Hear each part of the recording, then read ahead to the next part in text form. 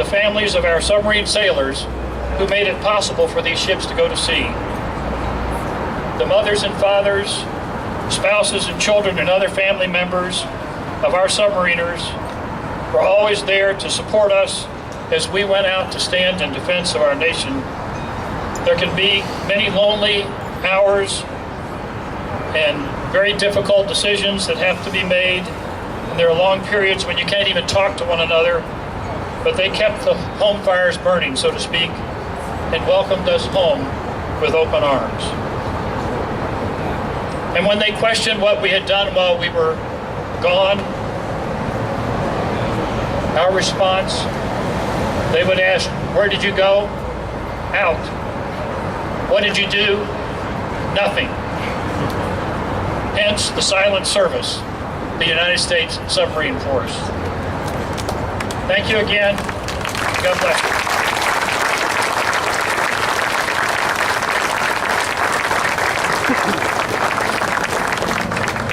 What a great Navy Day. Thanks for everyone coming out today. I'm Steve Tagliariello, president of the Greater Cincinnati Council of the Navy League. And the Navy League's mission is to foster and maintain interest in a strong Navy, Marine Corps, Coast Guard, Merchant Marine, all the sea services as integral parts of national defense. And so we're very proud to be sponsors of the USS Cincinnati coming back to Cincinnati. And also, I'm just amazed at Joe Japp and all the folks that have worked on this and where you've come in so many years. So Joe, thank you very much.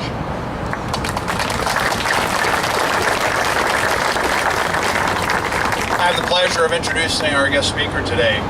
Captain Hawthorne graduated from the U.S. Naval Academy in 1967 and went on to a 27-year career as a nuclear submarine officer. He was assigned to several submarines, including service as commanding officer of the USS Cincinnati from 1984 to 1987, and commanding officer of the Trident ballistic missile submarine, Henry M. Jackson, SSBN 730, from 1988 to 1990. So he's seen both sides, the attack and the boomer side of the service. He also served as deputy director of the Naval Strategic Systems Programs from 1990 to 1994. And after retirement, Captain Hawthorne worked at the Y-12 nuclear plant in Oak Ridge, Tennessee from 95 to 2008. And he and his wife Susan live in Knoxville, Tennessee. So please join me in a round, warm welcome to Captain Hawthorne.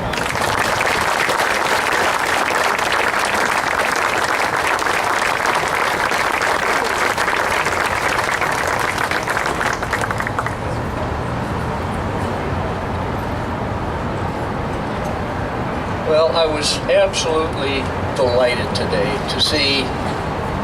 to be surprised. I'm a little overwhelmed. So many Cincinnati shipmates here. They are the ones with the real red baseball hats. A delight to see you guys. So good afternoon, Cincinnati sailors, members of the sub-vets, Cincinnati Cold War Memorial organizers, supporters, veterans of all the armed forces, and citizens of the great city of Cincinnati. I am honored to have been invited to join you today to see the arrival of some significant sections of my old ship in her namesake city. I had the unique good fortune of serving as the commanding officer of the nuclear-powered attack submarine USS Cincinnati for 3.5 years, and working with spirited and professional submarine officers and enlisted men. Those years were filled with excitement and amusement sufficient for several lifetimes. And doing lots of important things, some of which we still don't talk about today. The ship was homeported in Norfolk, but operated in many different oceans, and also got to make port visits to La Spezia, Naples, La Maddalena in Italy, Toulon in France, Haifa, Israel, Palma de Mallorca,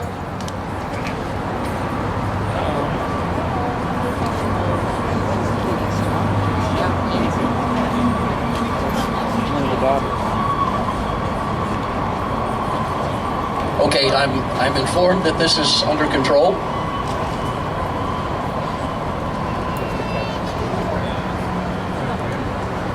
Yep. We're good.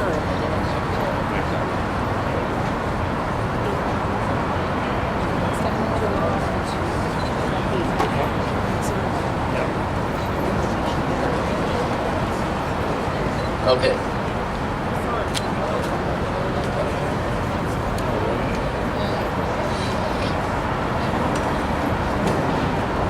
Okay, Dad informs me that his daughter is just fine and it's under control, so we'll continue. I was talking about the places where these submarine Peace Parts were fortunate to make port visits. Several ports in Italy, Toulon in France, Haifa, Israel, Palma, Mallorca, Gibraltar, Fort Lauderdale, and Port Canaveral in Florida, New London, Connecticut, and to the U.S. Naval Academy in Annapolis.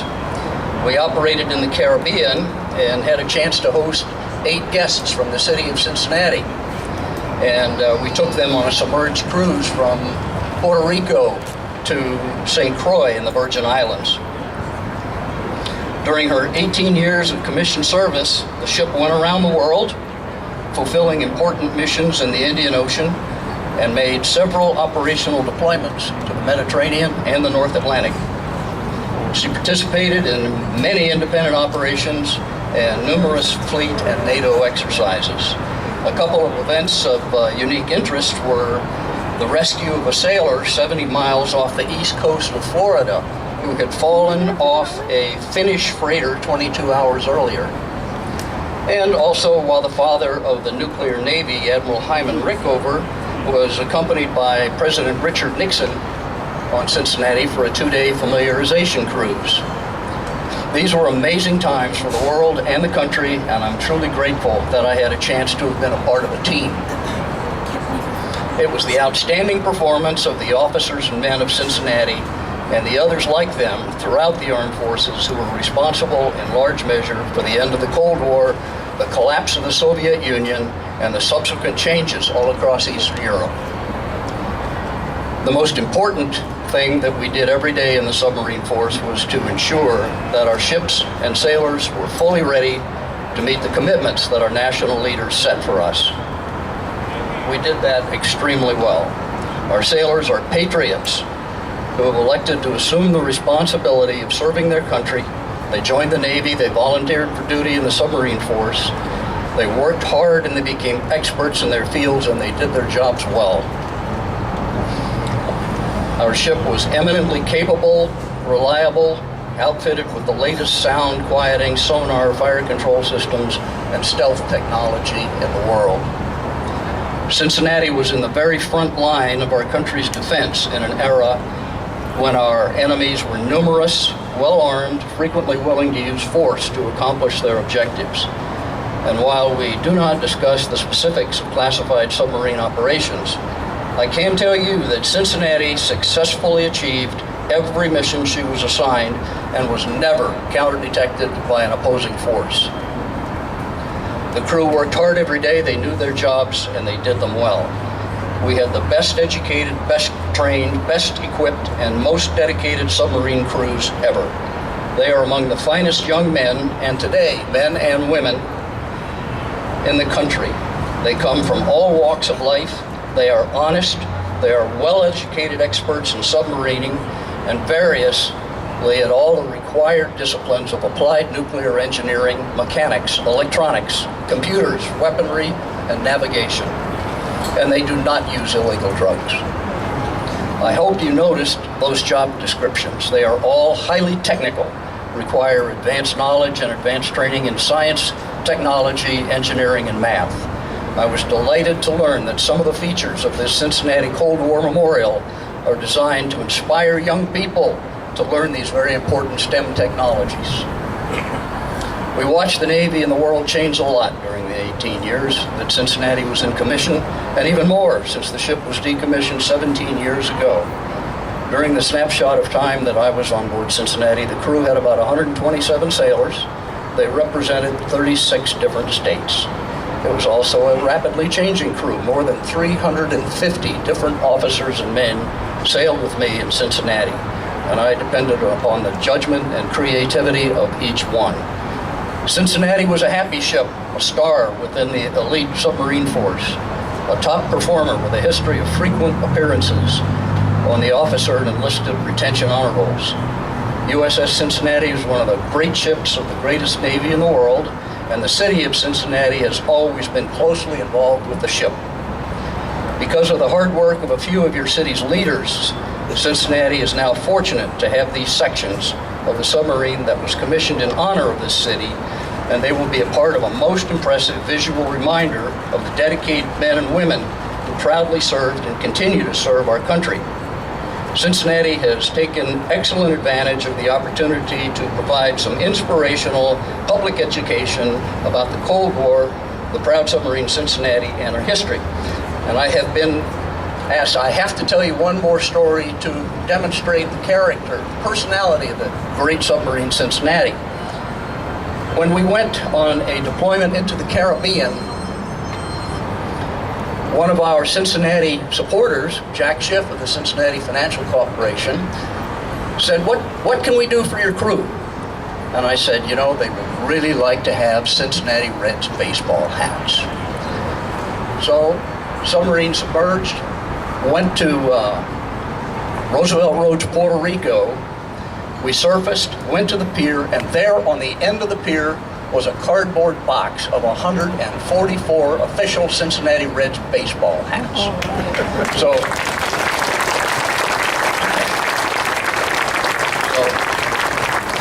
you'll see some of my shipmates out here in the audience with official Cincinnati Reds baseball hats, and that's how they got them. I designated them the official Cincinnati uniform. And when we went into various ports, the maneuvering watch, all the people topside that you can see, Cincinnati Reds baseball hats.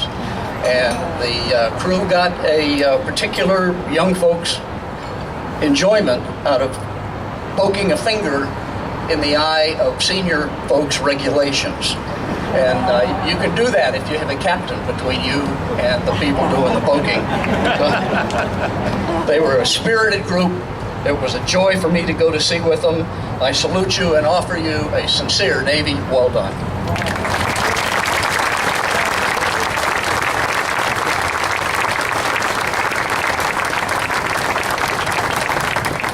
Wow.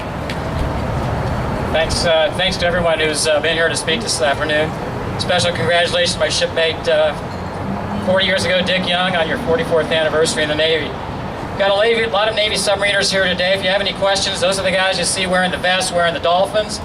They'll tell you anything you want to know and more about any of these submarine parts. Especially want to acknowledge and thank again Cincinnati Subvet and owner of these beautiful trucks that drove all the way to Seattle and back, Joel. Howell, where are you, Joel? Once again. He's going to keep the parts here on display until about game time, and then he's going to roll them up a little bit north up to Carthage, Byers Steels, where we're going to have these refurbished for a while until Commissioner Portune gets us a spot to put them on the riverfront. So hopefully that'll happen soon. You've heard my name mentioned way too much today. There's a lot of people that have made this happen. There's probably over 100 people over the years that I've had to contact that have different pieces of this gigantic puzzle to put together. Everywhere from the Navy Yard in D.C. all the way up to the Puget Sound Naval Shipyard in Seattle. So what you see here today is the culmination of a lot of work, and it's only partly done. We got these parts, now we have to do something with them. There's a bunch of other people that have supported this event today. Let me mention them. We've got the Naval Operations Support Center. Thank you, Commander Healy. Navy League of Cincinnati, Steve Tagarelli. Cincinnati Subvet Space, Naval Sea Cadet Corps, Naval Academy Alumni Associations here. Naval Submarine League, Navy Recruiting Command. If anybody is so inspired to want to join the Navy, I have recruiters standing by. Where's our Navy recruiter today? I saw him.